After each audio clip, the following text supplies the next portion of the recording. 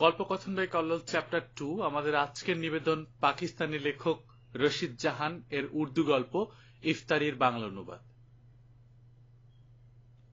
সারাদিন পেটে দানা নেই, গরিবকে এক টুকরো রুটি দেবে গো, আল্লাহ তোমার ভালো করবেন। এই আত্মস্বর কান্নার পুনরাবৃত্তি ডেপুটি কালেক্টর সাহেবের মাকানের জেনানা মহল বিদীর্ণ করে।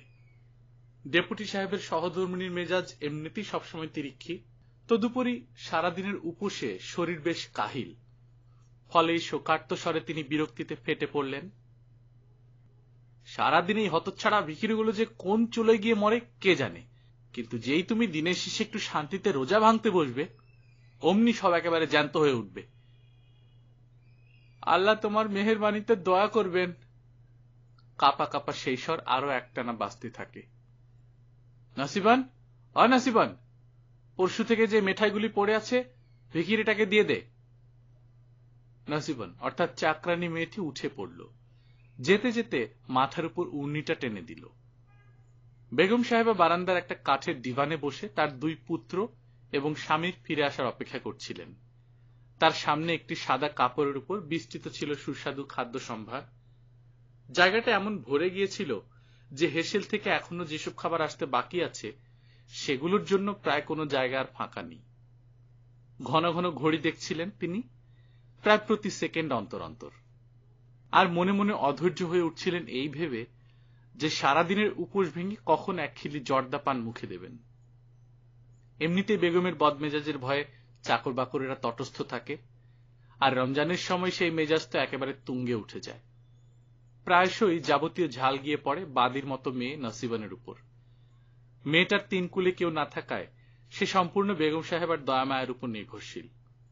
এদিক থেকে তিনি কদাপি বেচারি মেয়েটাকে মারধর করতে বিন্দুমাত্র কুণ্ঠিত হতেন না, বরং এই বিশেষ উদ্দেশ্যটির জন্য শীত গ্রীষ্ম 12 মাস একটা হাত পাখা মজুত রাখতেন। এই নিষ্কর্মার ধারী, ওখানে গিয়ে মরলি নাকি? বেরোচ্ছিস না কেন?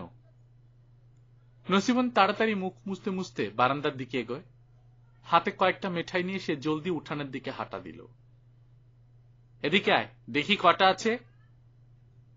একান্ত অনিচ্ছায় নসিবন ফিরে এসে তার হাতটি মেলে দিল। মাত্র দুটো?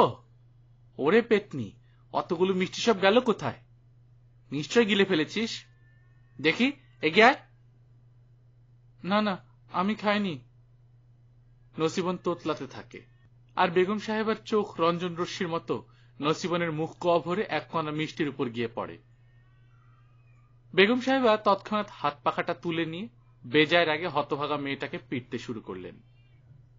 মুখ পুরির ঠগি, এমন করে উপোস হচ্ছে, আর মাত্র আধ ঘন্টা তো সইল না। যেমন লোক তেমন দেখ লাঠি পেটা কেমন লাগে। খোদা তাআলা দোয়া করবেন, বড় অন্ধকে একটি ইফতারি দাও গো। রাস্তা হতে সেই আওয়াজ ক্রমাগত আসতে থাকে। আর করব না, পায়ে পড়ি বেগম সাহেবা, এবারকার মতো ছেড়ে দিন, আর কখনো হবে না, এই দিব্যি গালছি। দাঁড়া, তোকে হওয়াচ্ছি। ঠিক, আর কখনো হবে না। আজ তোর একদিন কি আমার একদিন। আল্লাহ তোমার বাল বাচ্চার ভালোই করবে। আবার সেই করুণার্তি। একদম হাঁপিয়ে যাওয়ার পর বেগম সাহেবা নসিবনকে একপাশে ঠেলে দিয়ে বললেন, যা মুখ পুরি, মিঠাইগুলো ভিখিরিরে দিয়ে আয়। সেই কখন থেকে ভিখিরিতে চেঁচাচ্ছে, আর এই যে এইটুকু দিয়ে দিস। এই বলে পাত্র থেকে এক মুঠো ভাজা মুগের ডাল তুলে দিলেন। উর্নি খুঁটে চোখ মুছতে মুছতে নসিবন সদর দরজার দিকে এগুলো। নয়া রাস্তাটা নিশ্চয়ই কোনো কালে সত্যি সত্যি নতুন ছিল, কিন্তু এখন রাস্তাটা একেবারে খানাখন্দলে ভরে গেছে। দুপাশে সার সার বাড়িগুলোর হালও একেবারে ভাঙাচোরা। মাত্র একটি বাড়ি এখনো মানুষ থাকবার যোগ্য। রাস্তাটা এত চওড়া যে তা একদিকে যেমন প্রশস্ত পথ, তেমনি অন্যদিকে শালকর, তাঁতি, কামার, অন্য সব কারিগররা তাদের দোকানপত্র সেখানে সাজিয়ে বসে যেতে পারে। গরমকালের রাত্রিতে রাস্তাময় এত খাটিয়ে পড়ে যে অঞ্চলের ঘুমন্ত মানুষকে বিব্রত না করে কোনো গাড়ি ঘোড়া সেই রাস্তা দিয়ে যেতেই পারে না। আশেপাশের লোকেরা এলাকায় 3-3টে মসজিদ থাকায় খুবই গর্বিত, আর গরিব গুরবর সংস্কার ও অন্ধত্বের সুযোগ নিয়ে কে বেশি মোটা হবে এই নিয়ে মোল্লাদের মধ্যে তীব্র প্রতিদ্বন্দ্বিতা ছিল। বাচ্চাদের কোরআন শেখানো থেকে শুরু করে মন্তরতন্তর, মাদুলি, তাবিজ, সব ব্যাপারেই তাদের মধ্যে সবসময় প্রতিযোগিতা চলত। এক কথায় বলতে গেলে লোকজনকে ধোঁকা দেওয়ার সব রকম কৌশলই তারা কবজা করতে চাইত। তিনটে ফালতু অলস পরিবার সেখানে এইসব সৎ পরিশ্রমী জনসমষ্টির মধ্যে বাস করত। যেমন ঘন অরণ্যে সাদা পিঁপড়েরা থাকে এবং ক্রমশ সজীব গাছগুলো শেষ করে দেয়। মোল্লারা সাফ পোশাকে বিচরণ করে, অন্যদিকে যে লোকগুলোর ঘাড়ে ভর দিয়ে তারা পেট চালায় তারা নোংরায় ডুবে থাকে। মোল্লারা হলো ভদ্রজন আর মজুরেরা নিচু জগতের লোক। প্রায় জনা 20 সুদখোর খান সোজাসুজি এই অঞ্চলের জনসাধারণকে শিকার করে বেঁচে আছে। ভাঙাচোরা একটা বাড়ির ওপর তলায় একটা দড়ি দ্বারা রশির দোকানের উপর স্যাঁতসেঁতে নোংরা জায়গায় তারা থাকে। উত্তর পশ্চিম সীমান্ত অঞ্চল থেকে আসা এই বুনো দঙ্গলের সবাই সুদখোর। সবাই এদের ভয় পেত। কোন স্ত্রীলোক তাদের পাশ দিয়ে নিঃসঙ্গ অবস্থায় যেতে পারত না। এই অঞ্চলের প্রায় সকলেই এদের কাছে ঋণে ডুবেছিল, আর চড়া সুদের দাবি মেটাতে তাদের অবস্থা প্রাণান্তকর। সারাদিন এদের ঘরদোর বন্ধ থাকত। তখন হিংস্র জানোয়ারের মতো তারা সারা শহর টহল দিয়ে বেড়াত। সন্ধ্যাবেলা মাংস আর রুটি নিয়ে তারা ফিরত। ছোট কেটলিতে মাংস সিদ্ধ করত, সেখান থেকে তুলে তুলে খাবারের কাজটা করত। হাড়গুলো চুষতে চুষতে সাদা করে ফেলে সেগুলো নিচে রাস্তায় ছুড়ে দিত। সেই হাড়গুলোর উপর হামলে পড়ার জন্য রাস্তার কুকুরের দল অপেক্ষা করে থাকত। শেষ রাত পর্যন্ত শোনা যেত কুকুরের চিৎকার আর হুজ্জতির আওয়াজ। খানেরা খাওয়া দাওয়া চুকিয়ে শেষে হিসেবের খাতা নিয়ে বসত। প্রত্যেকটা পাই পয়সার হিসেব তারা রাখত। তারপর কেউ কেউ হুকো নিয়ে নোংরা কম্বলের এক কোণে এলিয়ে পড়ত ধূমপান করতে। এরই মধ্যে যারা একটু ফুর্তিবাজ তারা শহরে একটু চক্কর মেরে আসার জন্য বেরিয়ে পড়ত। লোকজনের কাছ থেকে সুদ আদায় করে বেঁচে থাকাটা মুসলিম ধর্মশাস্ত্রে নিষিদ্ধ, কিন্তু নির্দয়ভাবে সুদ আদায় করে পেট চালানো সত্ত্বেও এরা নামাজ পড়া, রোজা পালন করা এসব ব্যাপারে দারুণ নিষ্ঠাবান, যেন খোদা তাআলাকে ঘুষ দিয়ে খুশি রাখতে চায়। কাজেই রমজান মাস বলে খিদে তেষ্টায় কাহিল হয়ে ব্যবসার কাজকর্মে বেশিক্ষণ লেগে থাকতে পারত না। সন্ধে হতে না হতেই ফিরে আসত। সূর্যাস্তের ঠিক আগের 1 ঘন্টা যেন আর কাটতে চাইত না। কেউ কেউ তখন রান্নার কাজে লেগে যেত, বাদবাকিরা বারান্দায় ঘুরে বেড়াত। প্রতিবেশীদের কোন স্ত্রীলোক একা থাকলে গলা বাড়িয়ে ঝুঁকে পড়ে তাকে দেখত।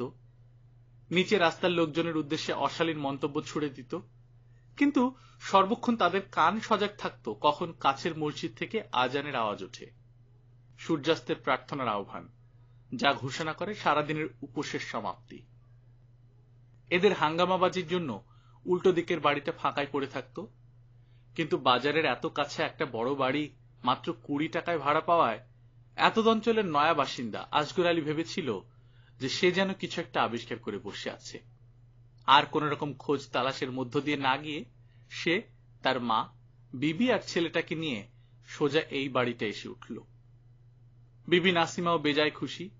সে জিনিসপত্র ঠিকঠাক গোছগাছ করতে লেগে গেল। সেই প্রথম সন্ধ্যায় খানিক বিশ্রামের জন্য ওপরের তলায় জানলা দিয়ে ঝুঁকে সে রাস্তায় বাচ্চাদের খেলা দেখছিল। তার শাশুড়িও এসে পাশে দাঁড়ালেন, কিন্তু একটু পরে তিনি নাসিমাকে হঠাৎ ভেতরে টেনে নিয়ে যেতে চাইলেন। উফ, দেখো দামড়া খানগুলোকে দেখো, চোখগুলো যেন ফেটে যায়, দেখো কিরকম তাকিয়ে মস্করা মারছে। নাসিমা তাড়াতাড়ি তাকাতে দেখতে পেল বারান্দায় খানেরা ভিড় করে দাঁড়িয়ে আছে, তার দিকে ইশারা করছে, হাসাহাসি করছে। যেই তারা দেখল যে সে ব্যাপারটা খেয়াল করেছে, অমনি তাদের হট্টগোল, হাসি মজাক আরো চড়ে গেল।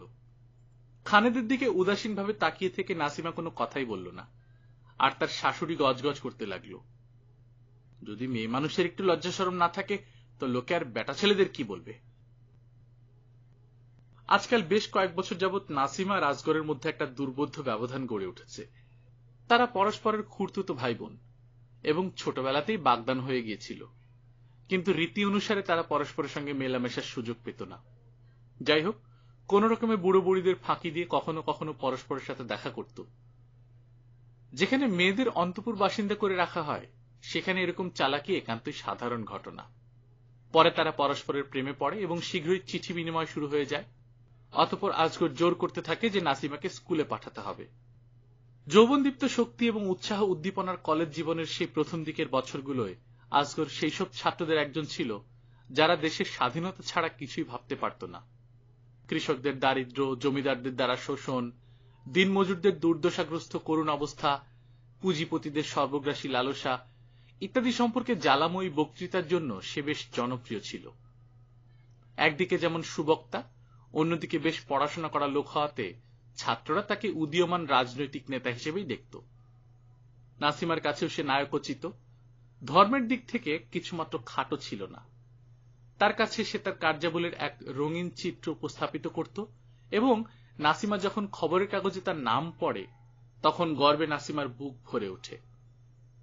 তার বন্ধু বান্ধবদের মধ্যে বা তার পরিবার মধ্যে এমন কেউ ছিল না যার স্বদেশপ্রেমের আকুতি আজগরের চেয়ে বেশি। ফলে নাসিমা তার সাথে এই নতুন জীবনের জন্য নিজেকে গড়ে তুলতে থাকে। অত্যন্ত সংবেদনশীল বুদ্ধিমতী এই মেয়েটির পক্ষে তার চিন্তাধারাকে এ পথে চালনা করার জন্য প্রয়োজন ছিল সামান্য ইঙ্গিতের। দ্রুত সে ভারতবর্ষের সমস্যাগুলি বুঝতে শুরু করে এবং সম্ভাব্য সমাধান বিষয়ে তার মন মগ্ন হয়ে ওঠে। ভারতবর্ষের স্বাধীনতা ক্রমাগত তার চিন্তায় স্থান পেতে থাকে এবং তার দেশের জন্য প্রাণত্যাগ করতেও সে এখন পুরোদস্তুর তৈরি। আজগর কলেজ জীবন শেষ করে বিয়ে করে, তারপর শুরু হয় তার আইন পড়া। নাসিমা অবাক হয়ে দেখল যে আজগরের তাবৎ রাজনৈতিক কর্মকাণ্ড ঘনিষ্ঠ মহলে কয়েকজন বন্ধু বান্ধবের সঙ্গে নাসিমার পরিচয় করিয়ে দেয়া এবং মাঝে মধ্যে তুমুল উত্তপ্ত আলোচনা বা কখনো বক্তৃতা করার মধ্যেই সীমাবদ্ধ থাকল। তারপরে সে ভেবেছিল এই নতুন পড়ায় নিজেকে নিমজ্জিত রাখায় বোধহয় এমন ঘটছে। সে আশা করেছিল পড়া শেষ হওয়ার পর সে পরিপূর্ণভাবে রাজনীতিতে অংশ নেবে। বস্তুত নাসিমার রাজনৈতিক উৎসাহ যেমন দিনের পর দিন বেড়ে যাচ্ছিল, আজগরের উদ্দীপনা ততই যেন শীতল হতে থাকে। নাসিমার একাগ্র প্রশ্নাবলীর উত্তরে সে নানান অজুহাত দেখাতে থাকে। তখন সে বলতো, খুব শিগগিরই আমাদের সন্তান হবে। আবার পরে বলতো, বাচ্চাটা এখনো এত ছোট যে ওকে ফেলে রেখে বেরিয়ে যাওয়া অসম্ভব। বাচ্চার বয়স যখন 1 বছর হলো, তখন নাসিমা রাজনৈতিক কাজের মধ্যে নিজেকে প্রায় তৈরি করে ফেলেছে। তখন আজগর বলল যে আইনের পরীক্ষার জন্য তাকে এখন চেষ্টা করে যেতে হবে। তারপর চাকরির চেষ্টায় ডুবে গেল। যাই হোক, সত্যিকারের ব্যাপারগুলো তো বেশি দিন আর স্ত্রীর কাছে লুকিয়ে রাখা যায় না। আর বাইরের বন্ধুদের সাক্ষাতে সে বলতো যে পরিবারের জন্য একদম সময় পাচ্ছে না যাতে রাজনৈতিক কর্মকাণ্ড করা যায়। তাতে বন্ধুরা ভাবতো যে বেচারি বিয়ে শাদী করে একেবারে ফেঁসে গেছে। কিন্তু বাড়তি কি অজুহাত সে খাড়া করবে? অবশেষে নাসিমা বুঝতে পারল যে আজগর কোনো কিছু করার পাত্রই নয়। শুধু লম্বা লম্বা কথা ছাড়া তার কোনো সাহসই নেই। ক্রমে ক্রমে আজগরের বন্ধু বান্ধবের চক্রটি পাতি উকিল আর মামুলি সরকারি চাকুরিদের ভেতর সীমিত থাকল, যারা কেবল টাকা রোজগারের ধান্দায় সারাদিন ব্যস্ত থাকত।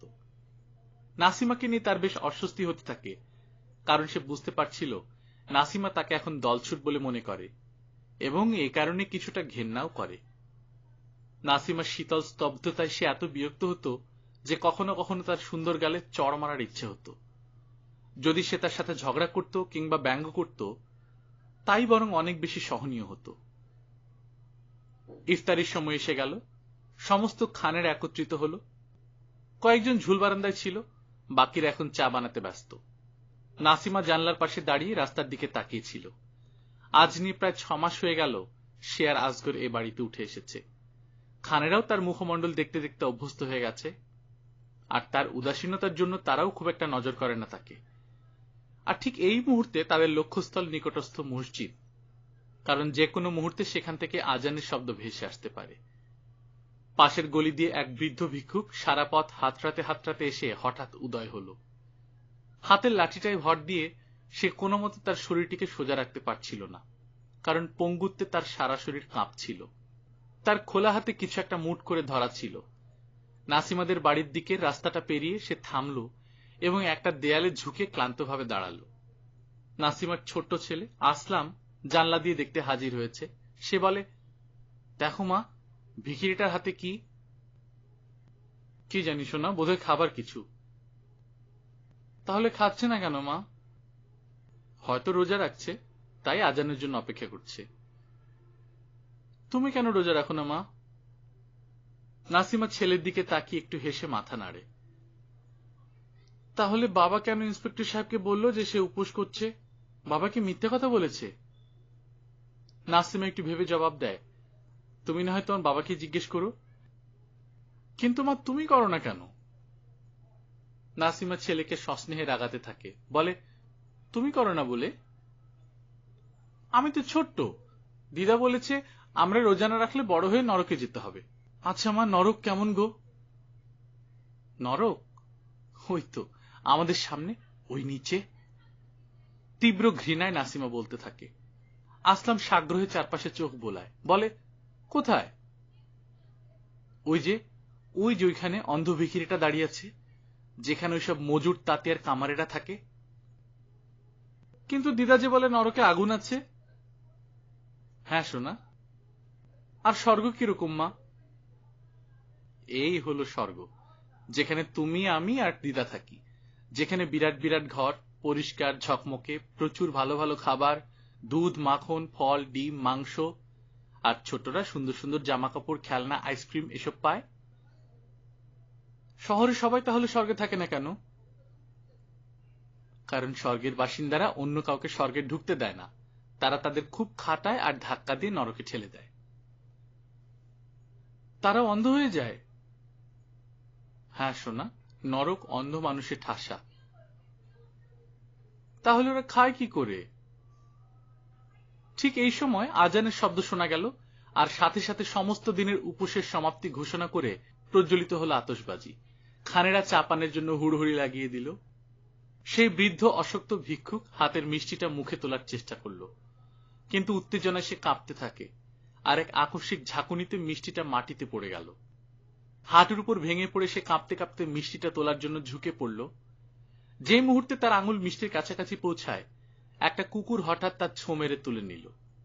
শীঘ্রই আরো অনেক কুকুর এসে জুটল, চিৎকার করে কুকুরগুলো ধাক্কাধাক্কি করতে থাকে, আর এই বৃদ্ধ ভিক্ষুক দুর্বল কণ্ঠে কুকুরগুলোকে দাবড়াতে গেল।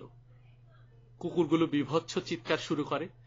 ক্ষুধা এবং ব্যর্থতায় অসুস্থ সেই বৃদ্ধ মাটিতে ভেঙে পড়ে বাচ্চা ছেলের মতো হেঁচকি তুলতে লাগলো। চেঁচামেচিতে দুজন খান ঝুঁকে পড়ে সব দেখল, আর বেজায় মজা পেয়ে হাসির হররা তুলল। মা?